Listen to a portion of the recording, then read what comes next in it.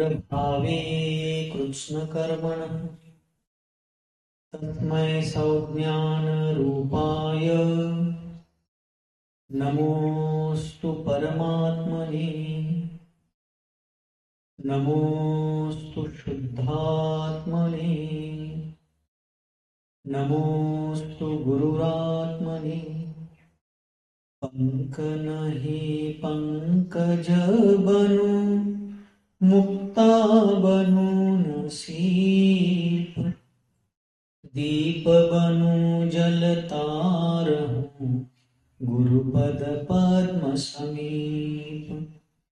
नमो भारती भ्रम मिटे ब्रह्म बनु मैं बाल भार रहित भारत बने भास्वत भारत भार। भार रहित भारत बने भास्वत भारत भार।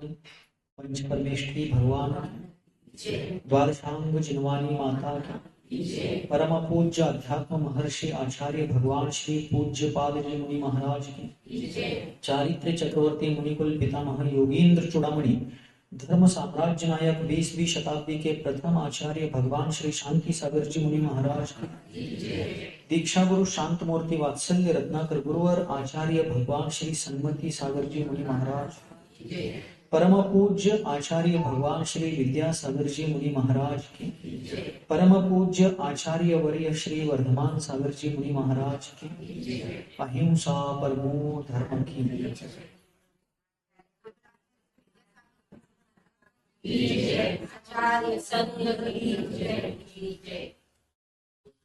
रोज सुबह भगवान का अभिषेक पूजन करने वाले लोग पूजन में से जो एक अष्ट द्रव्य है चंदन, चंदन को घिसते हैं रोज। तो चंदन को घिसने वाले व्यक्ति को भगवान की पूजा के लिए चंदन घिसने वाले व्यक्ति को पूजा के पहले ही हाथ को सुगंधि का लाभ हो जाता है, पता है क्या नहीं? और सुगंधि के लाभ के साथ साथ यदि उसको उष्मा की तकलीफ हो रही हो, गर्मी की तकलीफ हो रही हो, तो उस चंदन के कारण उसका देह दाह भी कम हो जाता। किस उद्देश्य से चंदन घिस रहे थे? भगवान की पूजा कर। भगवान की पूजा तो बाद में होगी, उस व्यक्ति को पहले सुगंधि का लाभ होगा, उसके हाथ से देह दाह कम हो जाएगी। और वही दूसरा कोई व्यक्ति है जो द्वेषवश क्लेशवश दूसरे के चेहरे पर कालिख पोतने के लिए कोयले को उगल रहा, कोयला घिस रहा। दूसरे को कोयले की कालीमा पोत पाएगा, लगा पाएगा, नहीं पाएगा पता नहीं है, लेकिन उसके हाथ, महाराज आम्ही हाताला ग्लोव्ह घालून कोळसा घासला। लोग होशियार है आजकल बहुत कि महाराज हम कोयला घिसने के पहले हाथ में ग्लोव्स पहनेंगे। हाथ में ग्लोव्स पहन करके कोयला घिसने के कारण कदाचित आपके हाथ कालीमा से नहीं भरेंगे, लेकिन मन तो कालीमा से भर जाए। इसलिए कल चर्चा चल रही थी कि हम जैसे एक्शन करेंगे वैसा रिएक्शन होगा। कल यही बात चल रही थी। आज हमारे जीवन में दूसरों के द्वारा जो कुछ भी किया जा रहा है वो दूसरों का एक्शन नहीं समझना है, क्रिया नहीं समझनी है, उसको रिएक्शन समझना है, उसको प्रतिक्रिया समझनी है। जैसा हमने भूतकाल में क्रिया एक्शन की थी उसकी ये सब रिएक्शन, फिर वो भूतकाल वर्तमान जीवन संबंधी हो या पिछले जन्मों संबंधी हो। इसलिए भविष्य में दूसरों के द्वारा हम यदि अच्छे एक्शंस रिएक्शंस चाहते हैं तो वर्तमान में हम अच्छे एक्शन करें। एक्शन मतलब हाव भाव, अभिनय नहीं। एक्शन का अर्थ यहां पर अच्छी क्रिया करें, सभी के साथ अच्छा व्यवहार करें। वास्तव में कल परसों से अपन देख रहे हैं इस विश्व में हमारा कोई भी नहीं है। तत्वतः सभी द्रव्य मुझसे भिन्न परद्रव्य है। बराबर। 2-4 दिन पहले ही मैंने एक उदाहरण दिया था बचपन का, कि बचपन में छोटे बच्चों को यदि कुछ तकलीफ होती है, पेट दर्द हो, बुखार हो, सर्दी जुकाम हो, किसी भी प्रकार की पीड़ा हो, तो घर के बड़े बुजुर्ग लोग कहते थे कि थोड़ा सहन करो बेटा, तुम्हें ही सहन करना होगा। कोई बोझ है जो हम उठा ले, वಜ್ಜೆ ತಿಳಿಸ್ಕೊಳ್ದಿತ್ತು ಬಾಬಾ, ಜರ ನಿಂಗ ಸೋಸ್ಬೇಕು, ಜರ ಸೋಸ್ ಅಂತೀರಿ ನೀವು. ನಿಮ್ಗೆ ಅನ್ನೋದಾಗ್ತಿರು, ನಮಗ್ರ ಅಂತೀರ ಅವ್ರು ಏನ್ರ कारबार सारखे ಮಾಡ್ಕೊಳ್ರ. तो हमारे साथ जिन्होंने हमें जन्म दिया, पाला पोसा, जो हमारे साथ, हम जिनके साथ जीवन जी रहे थे बचपन में, ऐसे सभी लोग हमारे सुख दुख में हमें सांत्वना दे रहे हैं, हमारे साथ सम्मिलित है सुख दुख में, लेकिन वे हमारा दुख नहीं ले सकते थे, हमारा सुख भी नहीं ले सकते हैं। हमारे सुख को देखकर वे सुखी हो सकते हैं, कोई कोई दुखी भी हो सकता है, हमारे दुख को देखकर कोई दुखी भी हो सकता है, कोई आनंद भी मना सकता है, लेकिन हम ही अपना सुख और दुख अनुभव करेंगे, क्योंकि हमने जो कर्म किया है उसका फल हमें ही भोगना पड़ेगा। मैं पाप करूंगा, ये दुख भोगेंगे, आप पुण्य करेंगे, मैं सुख भोगूंगा, ऐसा होना संभव नहीं। कल ही मैंने बताया था, गुरुदेव हमेशा कहते थे कि वस्तु स्वातंत्र्य और स्वावलंबन ये जैन दर्शन की नींव है, फाउंडेशन है। हर वस्तु, विश्व का प्रत्येक परमाणु स्वतंत्र है, प्रत्येक द्रव्य स्वतंत्र है, इसलिए हम अपने जीवन में जैसे क्रिया करेंगे वैसी प्रतिक्रिया आएगी। हम औरों से अच्छी प्रतिक्रिया चाहते हैं, हम अच्छी क्रिया औरों के साथ करें। आत्मनः प्रतिकूलानि परेशान न समाचरेत, इस सूक्ति को हम याद रखें। जो बात हमें प्रतिकूल लगती है, जो बात हमें दुखद लगती है, वैसा आचरण, वैसा व्यवहार हम दूसरों के साथ ना करें। मौन है क्या? अवघड आहे नको म्हणून माना हलवा गेला. अतः आचार्य महोदय, अध्यात्म महर्षि आचार्य भगवान श्री पूज्यपाद देव हम सभी के लिए यही प्रेरणा दे रहे। एक बार एक भोला भाला किसान, जिसने पानी के साथ साथ अपने पसीने से खेती में फसल लाई, फसलें बेच करके उसने पैसा कमाया, बेचारा शहर से दूर गांव में रहता।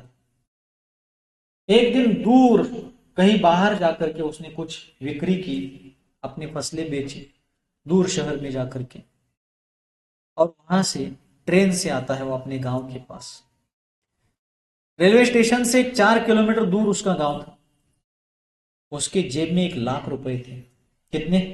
पुराने जमाने की बात, उस जमाने का 1,00,000 रुपए ने आज के 50 लाख रुपए, और वो 1,00,000 रुपए अपनी जेब में लेकर के आता है। ट्रेन रात को आती है, 9-10 बज जाते हैं, ट्रेन से उतरता है, लेकिन वो जिस गांव में रहता था वहां का रास्ता खतरों से युक्त था, अनेक समस्याएं थी, घर तक वो रात्रि में नहीं जा सकता था। उसने स्टेशन मास्टर से कहा कि सर, मैं आज इतनी देर से यहाँ आया हूँ, मेरे पास 1,00,000 रुपए जेब में रखे हैं, और अभी रात्रि में मेरे गांव जाने के लिए सुरक्षित सेवा साधन नहीं है, और अब मैं कहाँ रहूं? तो स्टेशन मास्टर ने कहा कि आप वेटिंग रूम में आराम कीजिए, अच्छे से सो जाओ वहां पर। उस व्यक्ति को स्टेशन मास्टर ने वेटिंग रूम में रहने के लिए भेज तो दिया, लेकिन उसके जाने के बाद उस मास्टर के मन में पाप आ गए। 1,00,000 रुपए की लालच उत्पन्न हो गई। पैसे का लालच इतना बुरा है, लोभी व्यक्ति को कितनी भी पैसे संपत्ति मिल जाए उसको संतोष नहीं होता। कितनी भी संपदा होने पर भी दाम बिना निर्धन दुखी, तृष्णावश धनवान। निर्धन भी दुखी है और धनवान भी दुखी। निर्धन क्यों दुखी है? पैसे के अभाव में दुखी। और धनवान क्यों दुखी है? और चाहिए और चाहिए। पावसाळ्यात ती बेडकं पडतात की पाण्यात, ती साठलेल्या पाण्यात डबक्यात असतात बघ, सारखं वरडत असतात, rock rock rock rock rock करतात का नाही? खरं सांग, ती बेडकं सारखं वरडत असतात, रॉक रॉक. माणूस सुद्धा सारखं रॉक रॉक रॉक, आणि रॉक रॉक केल्यामुळे रक रक व्हायला लागले सगळं. लोभी व्यक्ति को कितने भी संपदा धन आदि का लाभ हो उसको संतोष नहीं होता। कितनी भी कमाई होने पर वो कहता है कम आई। कमाई शब्द का संधि विच्छेद करता है, कम आई यानी और आनी चाहिए, ऐसा उसका लोभ लालच स्वार्थ रहता है। और फिर उस स्टेशन मास्टर के मन में लोभ उत्पन्न होता है। वो भोला भाला किसान, जिसके हाथ में कोई सत्ता नहीं है, जेब में कोई मालमत्ता नहीं है, फिर भी वो किसान सारे जग का पोषक है, दुनिया का राजा है, शेतकरी राजा. महाराज तुम्ही संघटनेचा आहे काय? किसी भी राजकीय पक्ष से हमारा कोई लेना देना नहीं है, किंतु किसान इस दुनिया का वास्तविक राजा है. कितना भी नुकसान हो सब सहन करने की उसकी क्षमता है, उतना संयम उतना धैर्य उसके किसान के पास है। वो बेचारा वहां शांति से सो जाता है। इतने में स्टेशन मास्टर ने कुली को बुलाया। कुली होती है ना स्टेशन पर, प्रवासी लोगों के बोझ बैग वगैरह उठाने के लिए। एक कुली को बुलाया और उसको कहा कि वो सोया है, अभी स्टेशन पर कोई नहीं है, मैं हूं तुम हो और वो है, 3 ही लोग हैं, जाओ उसका मर्डर करो और 1 लाख रुपए लेकर के आओ, मैं उसमें से तुम्हें थोड़ा सा हिस्सा दे दूं। संस्कृत नीतिकारों ने एक सुंदर सुभाषित कहा है, लाभात लोभ प्रजायते। क्या कहा है बोलिए? लाभात लोभ प्रजायते, अर्थात लाभ होने पर लोभ बढ़ता है। जैसे जैसे लाभ होता जाता है वैसे वैसे लोभ बढ़ता जाता है। उस कुली को भी लोभ हो गया, मुझे क्या करना है, स्टेशन मास्टर ने कहा है मैं उतना उसको मारूंगा, मुझे भी हिस्सा मिल जाएगा। और फिर जब मास्टर का और कुली का संवाद चल रहा था, उसी समय सौभाग्य से ज्याला देवतारी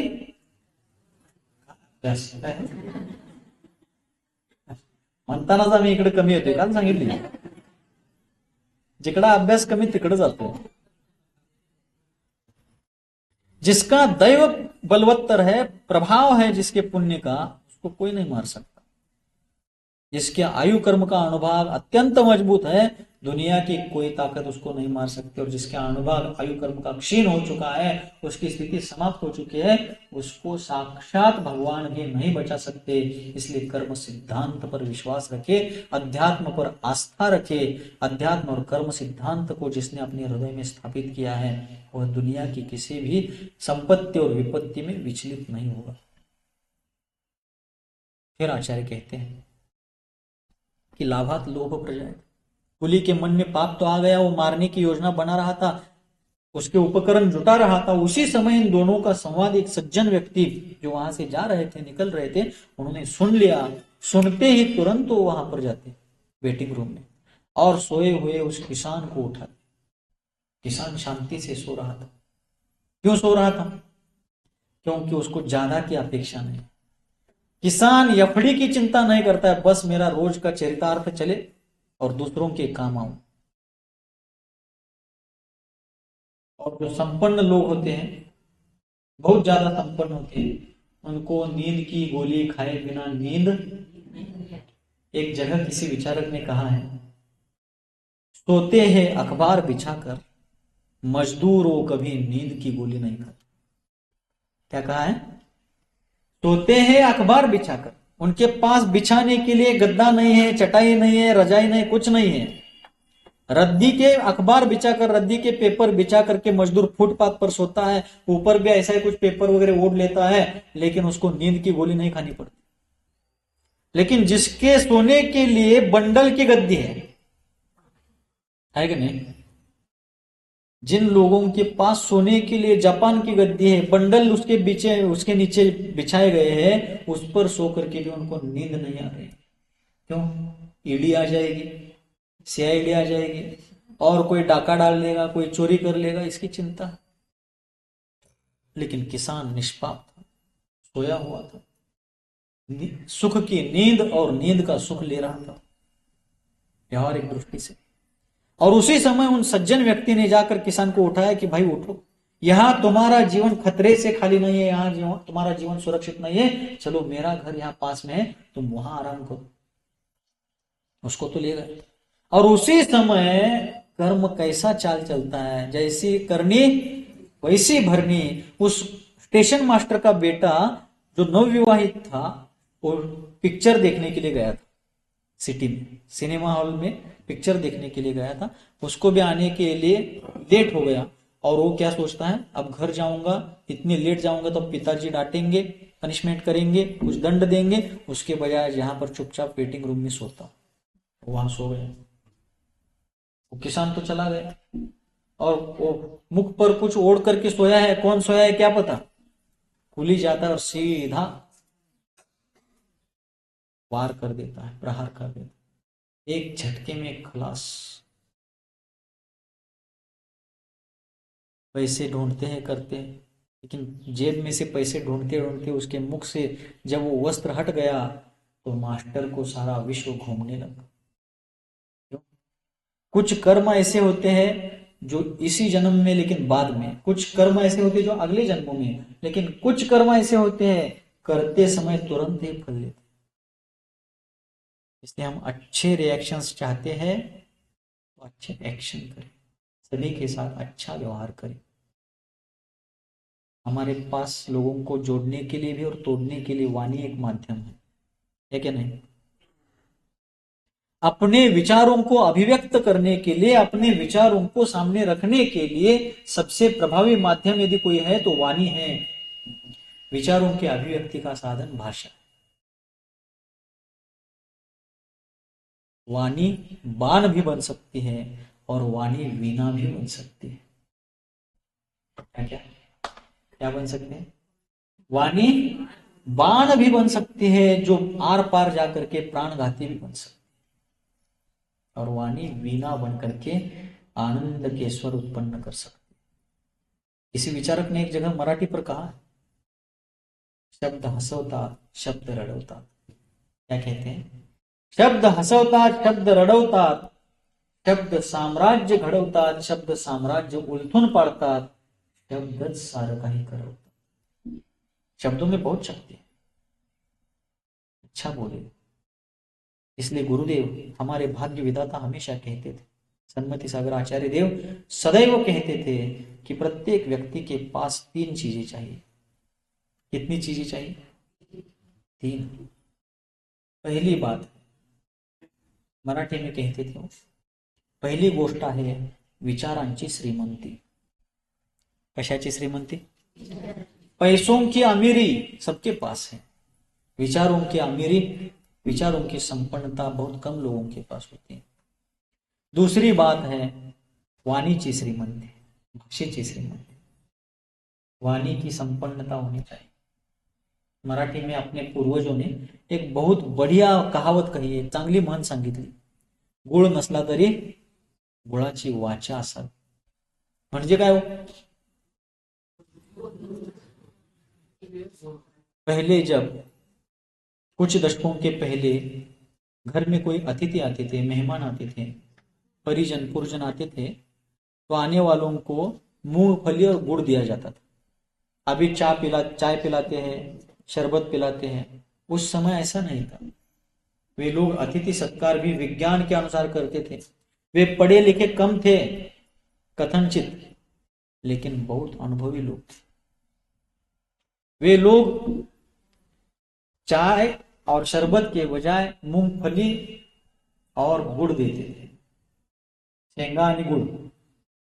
तो गुरुदेव इस कहावत का विश्लेषण करते हुए कहते थे कि गुड़ नसला तरी गुळाची वाचा असावी। ये कहावत जो है उसका भाव ये है कि आए हुए व्यक्ति को देने के लिए हमारे पास कुछ गुड़ नहीं है, मीठा कुछ नहीं है, तो देने के लिए हमारी हैसियत नहीं है, हमारी परिस्थिति अनुकूल नहीं है, उतनी सक्षमता नहीं है, कोई बात नहीं, हम किसी को शक्कर या गुड़ नहीं दे सकते तो रहने दीजिए, गुड़ जैसी मीठी भाषा तो बोल सकते या नहीं बोल सकते। तो पहली बात है विचारांची श्रीमंती, दूसरी बात है वाणीची श्रीमंती, वचनों की संपन्नता, और तीसरी बात है अच्छा व्यवहार। बातें तो बहुत मीठी कर रहे, लेकिन पीछे से छल कपट करके किसी का नुकसान कर रहे। सामने तो बहुत अच्छी भलाई की बातें कर रहे और पीछे से किसी को हानि पहुंचा रहे। अच्छे विचार, अच्छी वाणी और साथ साथ अच्छा व्यवहार जो अपने लिए हितकारक हो, औरों के लिए भी हितकारक हो। और फिर कुली को बताकर स्टेशन मास्टर ने किसान को मारने का प्लान तो बनाया, को मारने का प्लान बनाया, लेकिन मर गया दूसरा, क्योंकि जिसको मारने का प्लान बनाया था उसका आयु कर्म प्रबल था, उसका पुण्य अत्यंत सशक्त था, और उसकी जगह पर वो चला गया दूसरा ही, उसका स्वयं का अंश वंश, उसका बेटा आकर सोया था, वो मारा गया।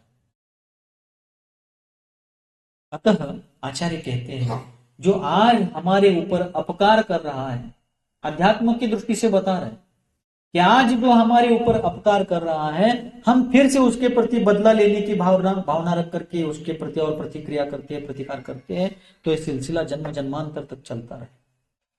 लोक व्यवहार में ये बातें प्रति समय प्रत्येक प्रसंग में संभव नहीं हो पाती। न्याय और अन्याय को देख करके न्याय के लिए लड़ना भी पड़ता है, अन्याय का प्रतिकार करना भी पड़ता है लोक व्यवहार में, किंतु वहां पर भी न्याय के लिए लड़ते हुए भी किसी पर अन्याय ना हो, इस बात का ध्यान सज्जन लोग रखते हैं।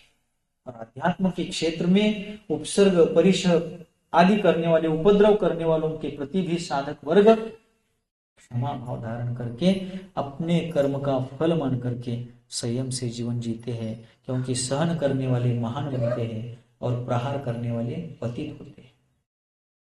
इतिहास में भी हम देखते हैं तो प्रहार करने वाले तत्काल या कालांतर में पतित हुए, सहन करने वाले मात्र महान हुए।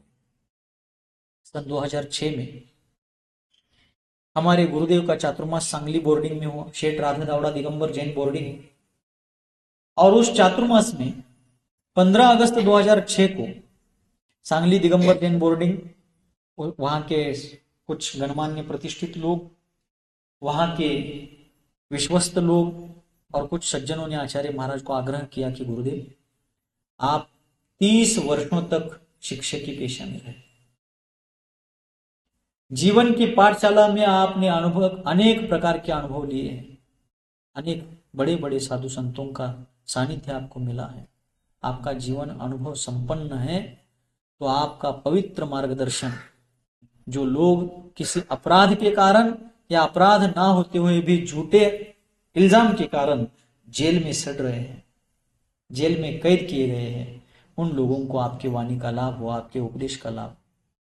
तो आचार्य महाराज 15 अगस्त 2006 को सांगली का जो जिला स्तरीय कारागृह है वहां पर प्रवचन के लिए गए थे।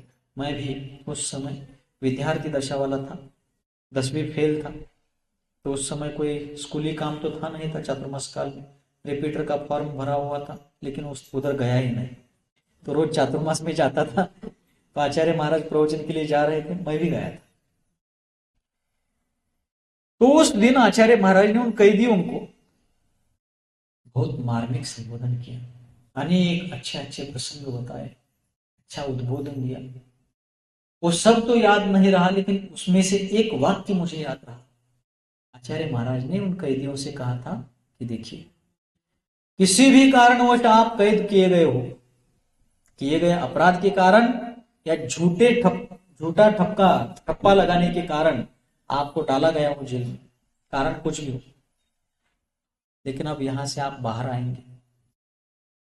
तो आचार्य महाराज कहने लगे, यहां से आप बाहर आएंगे तो बाहर आते समय बदला लेने की भावना रखकर बाहर मत आइए, स्वयं को और दुनिया को बदलने की भावना रख करके आप यहां से बाहर आइए, सबका जीवन भला होगा, आपका जीवन उद्धार को प्राप्त होगा। बदला लेने के लिए नहीं, बदलने के लिए, अपने जीवन को भी बदलाव में लाना है और औरों के जीवन में भी जितना संभव है निमित्त के रूप में बदलाव लाने का प्रयास करना है। यह गुरुदेव की प्रेरणा थी।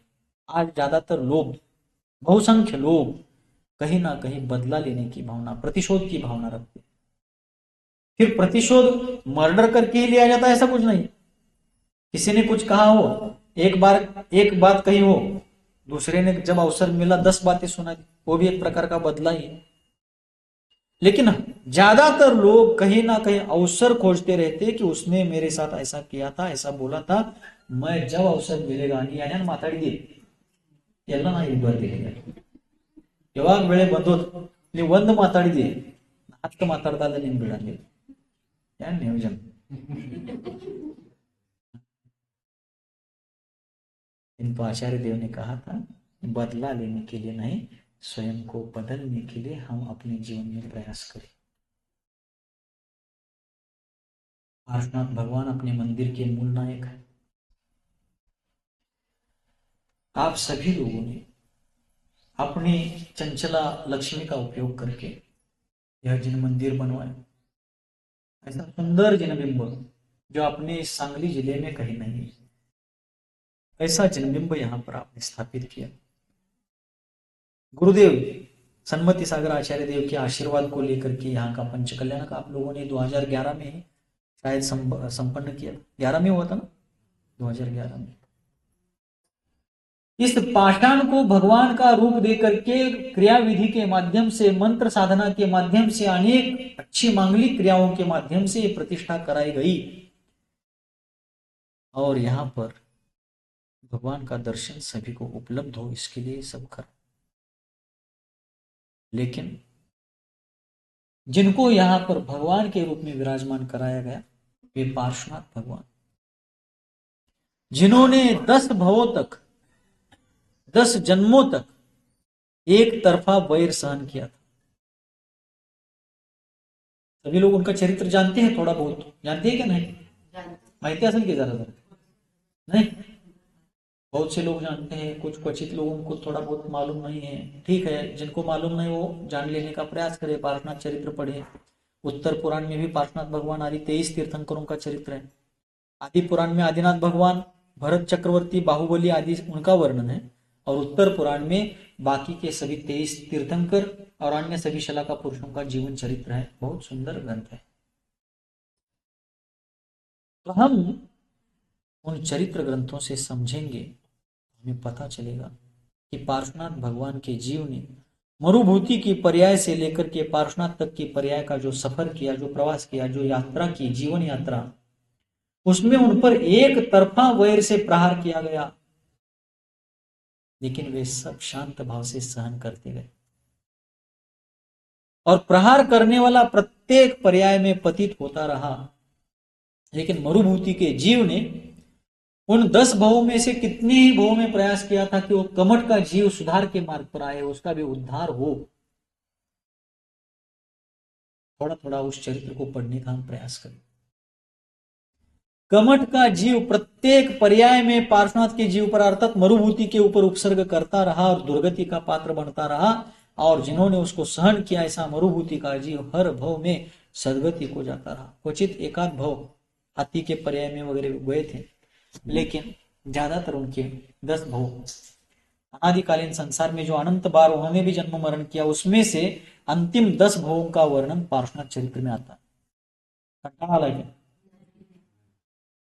उनमें से 10 भवों में से 9 भव, 9 पर्याय, मनुष्य गति, देवगति, मनुष्य गति, देवगति, सदगतियों में ही उनके बीत गए। एक बार मात्र वे हाथी के पर्याय में गए थे। अतः उनकी क्षमा, उनकी सहिष्णुता, अंतिम भव में भी जब पार्श्वनाथ मुनिराज ध्यान साधना में तल्लीन थे और उस समय कमठ का जीव जो स्वर्ग अर्थात देव पर्याय में संवर नाम का देव बना था, वह देव उग्र उपसर्ग कर रहा था, उन पर पाषाण बरसा रहा था, धूलि की वर्षा की, आकाश में सब तरफ बादल और बिजली चमकने लगी, उसके कारण, उसके विक्रिया के कारण उनके ऊपर उन्होंने अंगार भी बरसा दिए। किसने? संवर नाम का जो देव था, अर्थात जो कमठ का जीव, अंगार म्हणजे अंगारे, विस्तु, ऐसा सब होता रहा। वो शोले बरसाता रहा, अंगार बरसाता रहा, लेकिन पार्श्वनाथ मुनिराज के ऊपर उस अंगार का कुछ भी उपद्रव नहीं हुआ, कोई प्रभाव नहीं हुआ, क्योंकि ऊपर से बाहर से तो अंगारे बरस रहे थे, शोले बरस रहे थे, किंतु उनके हृदय से शुद्धोपयोग की सरिता बह रही थी। आत्म साक्षात्कार का दिव्य अलौकिक आनंद वे अनुभूत कर रहे थे। उनका उपयोग संपूर्ण अंतर्मुख चित्त प्रकाश में तल्लीन था, इसलिए उनको उस उपसर्ग से, उपद्रव से कोई बाधा नहीं हुई। वे नहीं जान रहे थे उपसर्ग को, ऐसा नहीं, वे महान ज्ञानी थे। यदि उपसर्ग करता उस संवर नाम के देव की तरफ पार्श्वनाथ मुनिराज सिर्फ आंख खोल करके भी देख लेते तो ऑन द स्पॉट जल करके भस्म हो जाते। इतनी शक्ति, इतनी क्षमता उनमें थी, इतनी उग्र तपस्या उनकी थी, लेकिन उन्होंने उसको भस्म करने के बजाय, उसको जला करके भस्मीभूत करने के बजाय क्षमा धारण कर ली, सहिष्णुता धारण कर ली, और उनकी संयम साधना के फल स्वरूप जब उनको केवल ज्ञान की प्राप्ति हुई, उनकी तपस्या, साधना और सहनशीलता को देख करके जिन्होंने उसी भव में नाग और नागिनी को नमोकार मंत्र अर्थात धर्मोपदेश दिया था, तत्वोपदेश दिया था। उनके उस उपकार के कारण वे नाग नागिनी सर्प युगल देवगति में अच्छी पर्याय को प्राप्त हुए थे। जो नाग था वो भवनवासी देवों के, नाग कुमार जाति के देवों का इंद्र हुआ, जिसको अपन धर्मेंद्र कहते। क्या हुआ इसमें? मौन है? नुसताच आम्ही आणून ठेवले, पण तो कोण, कुठं आहे, कवा गेलाय, कसा गेलाय, काय करायलाय, काय भानगडच माहिती नाही। वो नाग कहाँ गया, किस पर्याय? देवों के 4 प्रकार तो है, भवनवासी, व्यंतरवासी, ज्योतिषवासी और कल्पवासी। उनको ही विमानवासी भी कहते हैं, वैमानिक भी कहते हैं। तो भवनवासी देवों के 10 भेद हैं। असुर कुमार, नाग कुमार, विद्युत कुमार, सुपर्ण कुमार आदि 10 भेद हैं। तो उसमें जो नाग कुमार जाति के देव है, उस नाग कुमार जाति के देवों का इंद्र बनता है प्रमुख, और उस इंद्र को अपन धर्मेंद्र कहते हैं। और पद्मा जो नागिनी थी, मादा सर्प, वो कहां गई?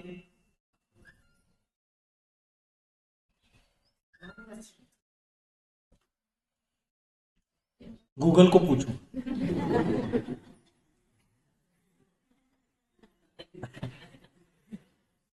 लोकेशन सर्च करो उनका। गूगल जो है, गूगल मैप्स, आपका क्या कहते हैं, जीपीआर, क्या जीपीएस, ये सारा जो टेक्नोलॉजिकल सिस्टम है वो दुनिया की 1 इंच मात्र भी भाग को नहीं दर्शा सकता। लेकिन ये जिनवानी का जो जीपीएस है, गूगल मैप है, संपूर्ण 343 घन राजू प्रमाण विश्व का जीपीएस यहाँ जिनवानी में उपलब्ध। लेकिन हम पढ़ते कहां? क्यों नहीं पढ़ते? महाराज आम्हाला का वेळ नाही, सवड नाही, कशाला? काय अभ्यास, सैक सवडीला तेव्हा साव वरती आवाग ಆಗಲಾ ಅಂತ ಆಗಲಾಗ ಇನ್ನ ಕೈಯಾಗ ಒಂದಿತ್ತು ಬಹಳ ಗಡಬಡಿ ಮಾಡ್ಕೊತೀನಿ। ಯಾವಾಗ ಸಾವು ಬರ್ತಿದ್ದೆ ಅವಾಗ ಆಗಲ್ಲ ಅಂತ ಆಗಲಾಗ, ಕೈಯಂತ ಕೈಯಾಗ, ಬಾಯಾಗ ಹಿಡ್ಕೊಂಡು ಅಲ್ಲಿದ ಅಲ್ಲಿ ಹೊಂಟುವ ನಾವು। असं कुठं झालंय का? मी काल परवा 4-8 दिवसात 2 वेळा सांगितलं। असं कुठं झालंय काय की अमुक माणूस, आता तुम्ही बस्तीला आला, दुपारी सवड काढून आला, शिखरजीला जायचं, सगळी कामं जिथल्या तिथं नियोजन लावून सवड काढून शिखरजीला जात आहे। बऱ्याच गोष्टी, पाहुण्यांच्या लग्नाला जायचं आहे, इकडे तिकडे जायचं आहे, सवड काढतायच की रोजच्या ह्याच्यात सवड काढताय की नाही? पण असं जगाच्या पाठीवर कुठं झालंय काय, अमुक माणूस सवड काढून गेला? झालंय कुठं? मला तर माहित नाही, तुम्हाला माहित असेल तर सांगा, कुठे घडले? सवड काढून मेला असं कुठं झालंय काय? डॉक्टर साहेब झाले काय? कुठलं पेशंट आले का तुमच्याकडे? नाही, अजिबात घडलं। तरी पण माणूस सांगताना काय सांगतोय? मरायला सवड नाही। काय टॅलेंट म्हणायचं? काय चाललं होतं मग? पद्मावती कोण झाली, कुठल्या पर्यायात गेली सांगताय? महाराज तुम्हाला इथं सांगायला आणले, विचारायला आणलेलं काय आहे ते सांगा आणि मोकळं व्हा बघू। असं का आणि तसं का उघड लांबट लावलंय? सगळ्यांनी पटलंय ते। जो मादा सर्प थे वो व्यंतर जाति के देवों में 8 भेद। व्यंतर देवों के कितने भेद हैं? 8। उसमें यक्ष जाति के देवों में वो यक्षिनी बनती है, जिसको हम पद्मावती कहते हैं। तुम्ही उगाच तांदूळ आणून, हळदी आणून इथं संपत्ती कोडू, संतत्ती कोडू, सौभाग्यनी कोडू, कारण ಎಲ್ಲಿದಿ ಹೆಂಗವಾದಿ ಯಾನ್ ಮಾಡ್ಕದಿ ಹೆಂಗ್ ಯಾನ್ ನಡ್ದಿ ಅದ್ಯಾನ್ ಬಾನ್ಕಡಿ ನಮ್ದಷ್ಟು ನಿಯೋಜನೆ 10 मध्ये मोकळे आहे। संपत्ती कोडू, संतत्ती कोडू, सौभाग्यनी कोडू, आणि अवघड येते याला। म्हणून जरा स्वाध्याय करूया। काय करूया महाराज? ते सगळं कंत्राट तुम्हालाच दिलेलं आहे, आम्ही काय नाही, आमचं चाललंय रोजचं। तो उन्होंने जिन दो भव्यात्माओं को, जो निकट भव्य है, जिनके संसार का अंत निकट आया हुआ है, जो अत्यंत पुण्यशाली है, पाप के उदय से तिर्यंच गति में जाते हुए भी ऐसा पुण्य उनका वहां उदय में आया। देखिए पुण्य पाप का खेल कैसा, कितना महत्वपूर्ण है। आपको 5 मिनट चालेल ना? 5 मिनट चलेगा? कर्म की लीला कितनी विचित्र है देखिए। वहां पर एक तापस, एक कुलिंगी तपस्या कर रहा था और अग्नि जलाने के लिए लकड़ियां फोड़ करके उसमें वो अग्नि जलाने वाला था।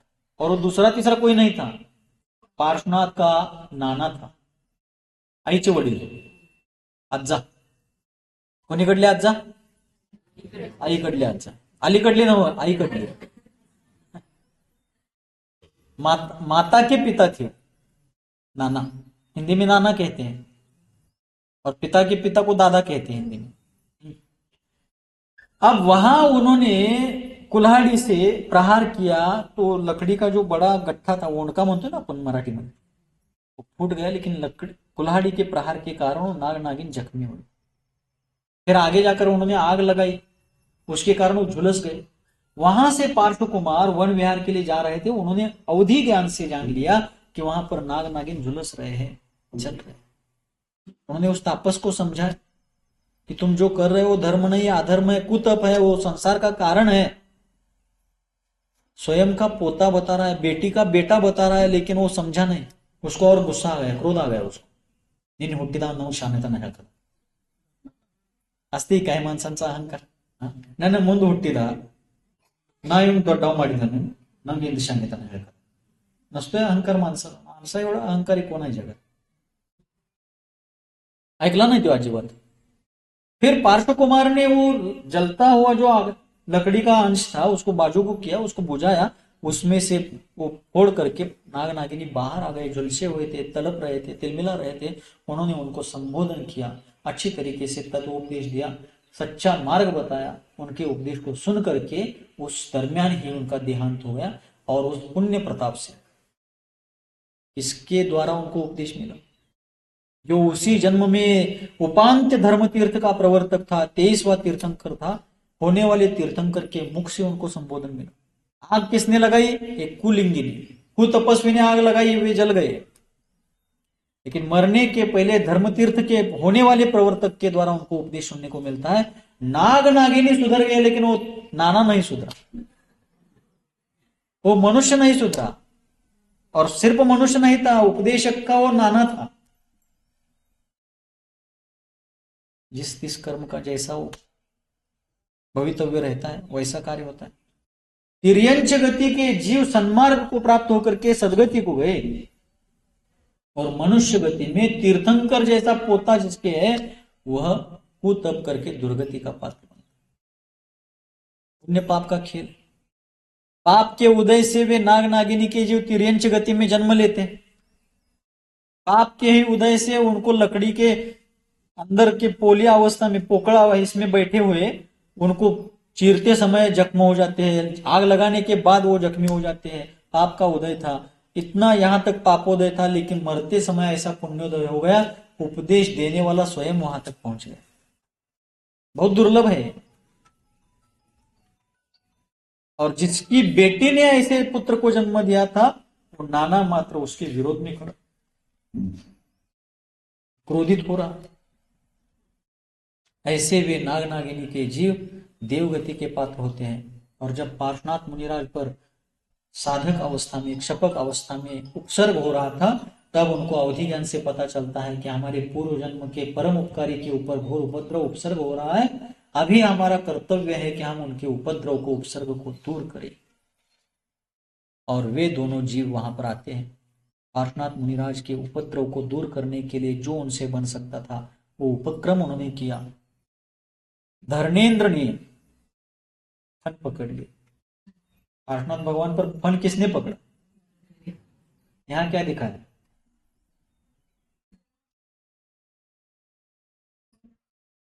इथं कोण धरलेलं दाखवलं?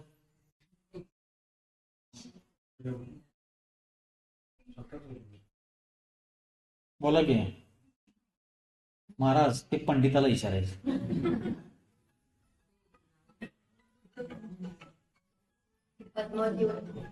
ज्यादातर मंदिरों में यही दिखाया है कि पद्मावती की मूर्ति के ऊपर फन है और उसके ऊपर पार्श्वनाथ की मूर्ति, उसके ऊपर और एक फन है. देखो है क्या नहीं. स्वयंभू स्तोत्र में जिनको कवियों में तीर्थंकर कहा गया, ऐसे महामना आचार्य समंत भद्र जी महाराज, जो उद्भट दार्शनिक थे, जिन्होंने रत्नकंठ, श्रावकाचार, गंधहस्ती, महाभारती जैसे ग्रंथों की रचना की, वे आचार्य धर्म संकट के प्रसंग में, व्यक्तिगत संकट नहीं, धर्म संकट के प्रसंग में 24 तीर्थंकरों का स्तवन रचते हैं, जिसको अपन स्वयंभू स्तोत्र के नाम से जानते हैं.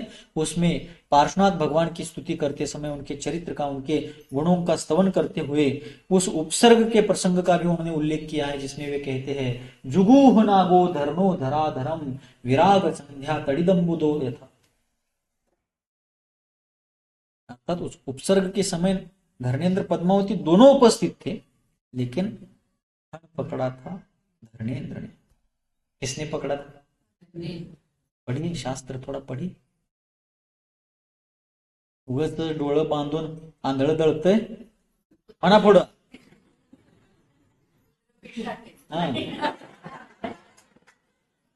ते कशाचं का असं ना, गव्हाचं, ज्वारीचं, बाजरीचं, मक्याचं, कशाचं का नाही. आंधळ दळा लागले, कुत्र पीठ खाना लागले.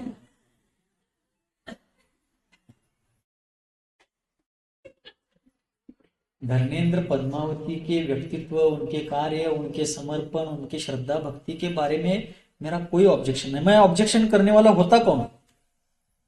उन्होंने अपने उपकारी के उपकार को स्मरण रख करके अपने कर्तव्य को बहुत अच्छी तरीके से निभाया, लेकिन किसने क्या कैसा किया वो सत्य व्यवस्थित जानिए.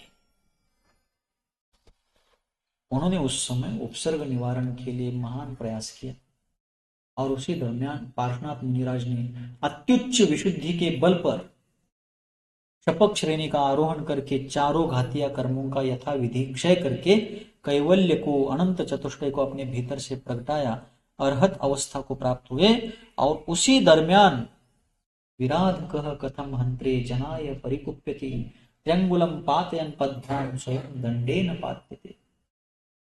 उसी समय उन्होंने अपकार करने वाले के प्रति प्रतिकार करने का भाव रखा होता तो उपसर्ग करता जलकर भस्म हो जाता, लेकिन उन्होंने ऐसा नहीं किया. उन्होंने क्षमा धारण की, और उस समय केवल ज्ञान से जब वे विभूषित हो गए, अरहंत अवस्था को प्राप्त हो गए, तीर्थंकर नाम कर्म का उदय होने के कारण स्वर्ग के देवलोग आ गए, समूह शरण की रचना हो गई, और उसी समय उपसर्ग करने वाला जो देव था, उस देव ने उनके सामने चरणों में आकर के घुटने टेक करके नमस्कार किया. उसने भी क्षमा याचना की, और वे अभी तक उपसर्ग करता था, अब वो उनका भक्त बन गया, उनका शरणार्थी हो गया. बैर को मिटाने के लिए प्रतिकार नहीं, प्रति उपकार करना पड़ता है, परोपकार करना पड़ता है. इसलिए हिंदी विचारकों ने एक जगह पर दो पंक्तियां बहुत अच्छी कही. वे कहते हैं क्षमा शोभती है उस भुजंग को जिसके पास गरल है. गरल अर्थात हलाहल विष, भुजंग यानी सांप. क्षमा शोभती है उस भुजंग को जिसके पास गरल है, ना कि उसे जो दंतहीन विषहीन विनीत सरल है.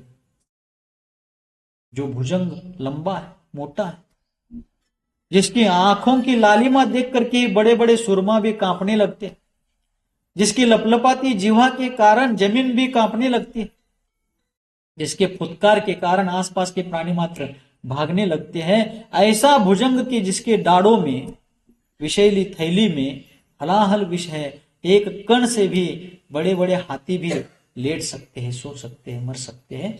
ऐसे हलाहल जहर से युक्त भुजंग ने, सांप ने यदि क्षमा धारण करते हुए किसी उपद्रवकर्ता को क्षमा कर दिया तो उसकी क्षमा शोभावंत है. नहीं तो कोई दूसरा सांप है, मराठी में उसको किडका साप म्हणतोय का नाही आपण, किडकं. माणसं बी बरीच किडकी असतात त्याची, माप काढायला नाही आहे ते, घडलंय ते मांडले. और फिर ऐसा कोई सांप है जिसके दांत निकाले गए हैं, विषयली थैली निकाली गई है। दंतहीन विषहीन विनीत सरल है, स्वयं डरपोक है, सरल स्वभावी है। ऐसे सांप ने किसी को कहा जा जा मैंने तुम्हें छोड़ दिया, अरे क्या छोड़ दिया, दांत नहीं है तेरे पास, जहर नहीं है, क्या छोड़ दिया। एखादा मरतुकड माणूस आहे, फुकलं तर उडून पडल, ते म्हणते जा लय शान आहे तुझ्या तुझ्या रस्त्याने जा, उगाच माझ्या नादाला लागू नको, नाहीतर तुझं काय चांगलं होणार नाही. तो असं म्हणलं तर ते शोभते वे. ज्याला म्हणा लागला ते वळून बघितलं तर त्याला समजत नाही वाट कोणीकडे आहे ती. तो सांगायला लागला जा तुला सोडून दिलं, त्याला क्षमा शोभल का? नाही. क्षमा वीरस्य भूषणम किस लिए कहा है? दुर्बल ने किसी को कहा जा मैंने तुमको छोड़ दिया, तुमको क्षमा कर दिया, जाओ तुम, उसको क्षमा शोभती नहीं है. वो सिर्फ अभिनय कर रहा है क्षमा का, उसके पास प्रतिकार की क्षमता नहीं, इसलिए वो क्षमा का बड़प्पन दिखा रहा है, क्षमा नहीं उसके मन में. लेकिन जो बलशाली सामर्थ्यशाली है, रणधुरंधर है, शूरवीर सूरमा है, उसने किसी प्रति उपद्रव करने वाले के प्रति क्षमा भाव धारण करके उसको छोड़ दिया, जाने दीजिए. उसकी क्षमा विश्व में पूजनीय है. इसलिए हम जैसा आज एक्शन लेंगे वैसा रिएक्शन भविष्य में आता रहेगा. और देखते रहिए, वर्तमान में भी देखिए, आज कितने ही लोग मुझे चाहते हैं, कितने ही लोग मुझ पर प्रेम करते हैं. इसका कारण है भूतकाल में मैंने सबके साथ प्रेम भरा व्यवहार किया होगा, उन सबके साथ. कितने ही लोग हैं जो मुझसे कारणवश या अकारण ही द्वेष करते हैं, उसका भी कारण है मैंने भूतकाल में कारणवश या अकारण ही किसी का द्वेष किया हुआ है. कितने लोग हर बात मेरी झेलने के लिए तैयार है क्योंकि भूतकाल में मैंने किसी का शब्द पढ़ने नहीं दिया. कितने लोग मेरी बातों को ठुकराते भी, क्यों? मैं उठते बैठते उनकी बातों को भूतकाल में ठुकरा चुका हूं. ये जो हमारे जीवन में होता है, मुझे थोड़ी सी ठेस लगती है, मैं गिरने को जाता हूं तो 100 लोग आकर के मुझे पकड़ते हैं, गिरने नहीं देते हैं, क्योंकि मैंने बहुत से लोगों को गिरने से बचाया है. और कुछ लोग हैं हर बार मुझे धक्का देकर गिराना चाहते हैं, तो उसका कारण यह है कि मैंने भूतकाल में बहुत बार चलते हुए लोगों को गिराने का प्रयास किया है, गिराया है. ये बताने का उद्देश्य ये है जो कुछ भी आज हो रहा है ये एक्शंस नहीं है, रिएक्शंस है. समजा लागले ना काय कालपासून लावला येऊ ना एक्शन रिएक्शन. इसलिए आज चर्चा हम कर रहे हैं क्योंकि हमारे भविष्य में हमारे वर्तमान के एक्शन पर ही रिएक्शंस आने वाले हैं. इसलिए हम सबके साथ अच्छा व्यवहार करें. एक तो तत्वतः मान ले कि इस विश्व में निश्चय से वास्तविक रूप से मेरा कोई नहीं, और लोक व्यवहार की अपेक्षा से, उदार भाव की अपेक्षा से भारतीय संस्कृति और उस भारतीय संस्कृति की अनुक्रमणिका जैन संस्कृति है, उसके व्यावहारिक पक्ष की अपेक्षा से देखा जाए तो उदार चरितानाम तो वसुधैव कुटुंबकम, हे विश्वची माझे घर. इस भावना से एक तो मेरा कोई नहीं है और है तो सभी मेरे हैं. तर हे माझा आहे ते त्यांचा आहे, तो आपला आहे तो परका है, ऐसा नहीं. हाँ, जिनसे हमारे विचार मिलते नहीं, जिस कारण से हमें विकल्प हो सकते हैं, दूसरे को विकल्प हो सकते हैं, सेफ डिस्टन्स, सुरक्षित अंतर राखा. गाड्यांच्या मागे लिहिलेलं असते, क्या लिखा रहता है गाड़ी के पीछे? सुरक्षित अंतर रखिए. बराबर? क्यों? बहुत निकट आने पर एक्सीडेंट हो सकता है.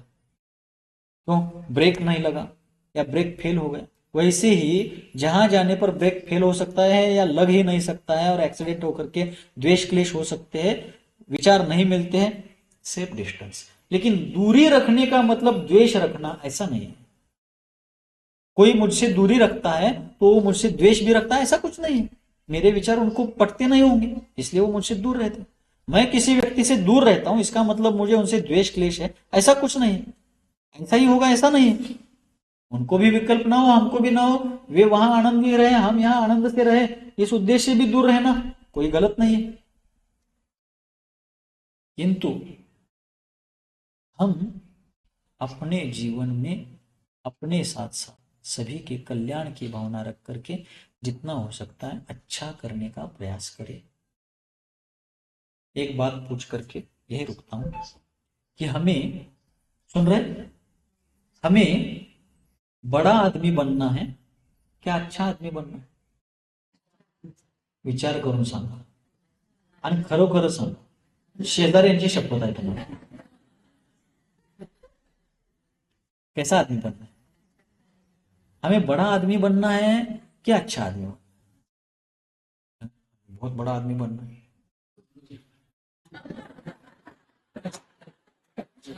हाँ ठीक है, अनेकांत है। बड़ा आदमी अच्छा ही होगा ऐसा कुछ नहीं है, क्योंकि आज की बड़े आदमी की जो डेफिनेशन है, व्याख्या है, क्या है? जिसके पास बहुत पैसा, गाड़ी घोड़ा है, मान सम्मान है, पद प्रतिष्ठा है, सत्ता है, हुकूमत है, नौकर चाकर है, सब कुछ जिसके पास लौकिक दृष्टि से है, वो बड़ा आदमी।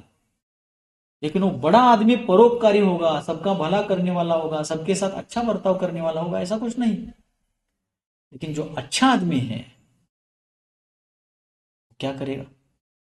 उसके पास कदाचित पैसा नहीं होगा, सत्ता नहीं होगी, संपदा नहीं होगी, मान सम्मान, पद प्रतिष्ठा, अधिकार कुछ नहीं है उसके पास, लेकिन वो अपने लिए स्वार्थपूर्ण जीवन जीने के बजाय परमार्थ भरा जीवन जीते जीते प्रसंग पड़ने पर देव, देश और धर्म के लिए, औरों के लिए अपने प्राणों की बाजी तक लगाता है। हमारे देश के सैनिक, एक जगह पर एक सैनिक कहते हैं कि बताइए हमारे देशवासियों को कि उनके कल के लिए हमने अपना आज दिया है। आमच्या देशवासियांना सांगा की त्यांच्या उद्यासाठी आम्ही आमचा आज दिलेला आहे। म्हणजे आम्ही आमचा आजचा दिवस म्हणजेच वर्तमान काळ डोळ्याची मसाल आणि छातीची ढाल बनवून तिथं सरहद्दीवरती उभारलोय, म्हणून देशाच्या आतली लोक निवांत आहेत। ऐसे भी लोग हैं और इसी देश में कुछ देशद्रोही भी है। सब तरह के लोग हर बार हर देश काल परिस्थिति में रहते हैं। हमें कैसे बनना है ये हमें देखना, बड़ा बनना है कि अच्छा बनना है। बड़ा आदमी इकडे इकडे बघा,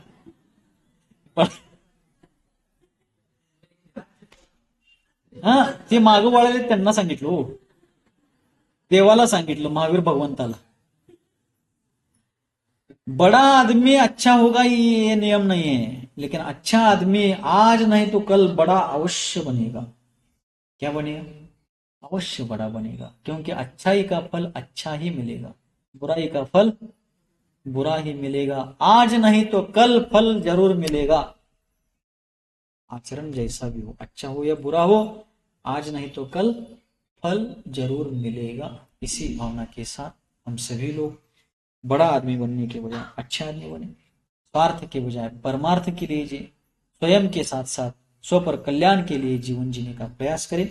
इन्हीं भावों के साथ जिनके हृदय रूपी पद्म सरोवर से विश्वव्यापी वात्सल्य की लोक कल्याणकारिणी धर्मगंगा सर्वजन सुखाय और सर्वजन हिताय इस लोकोत्तर भावना से निरंतर और निर्व्याज रूप से बहती है, जो वर्तमान धर्म तीर्थादिनायक भगवान सन्मतिनाथ के लघुनंदन हैं, जो चारित्र चक्रवर्ती आचार्य भगवान श्री शांति सागर जी महामुनिराज की मूल संघ आचार्य परंपरा के आभूषण स्वरूप है, जिनका जीवन मानवता का मानदंड और उदारता का उदाहरण है, मूलाचार ही जिनका साधन है और समय सार ही जिनका साध्य है, जो धर्मरथ के समर्थ सारथी है, जो संसार समुद्र में डूबने वालों के लिए अभेद्य धर्म नौका है, अज्ञान रूप अंधकार में भटकने वालों के लिए जो रत्नत्रय के रत्न दीप है, जिनका जीवन सरलता और सहजता के कारण सुंदरता से भी सुंदर है, ऐसे मेरे जीवन के भाग्य विधाता सर्वे सर्वा आचार्य भगवान